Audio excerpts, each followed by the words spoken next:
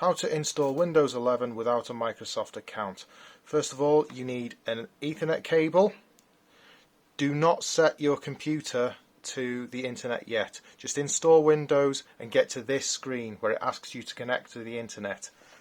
Plug in your Ethernet cable. Oop, wrong way around. Okay, now it will recognize that you're connected to the internet. Just wait there, it's just identifying. Click on next. And now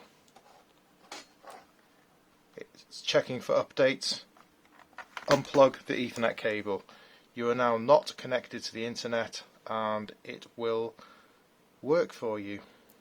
It kind of fools it not to search for the Microsoft account.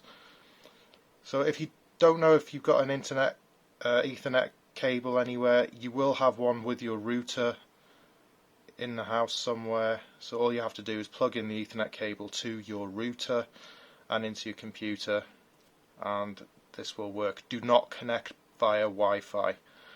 Okay, so we just need to wait a few seconds more, and there we go.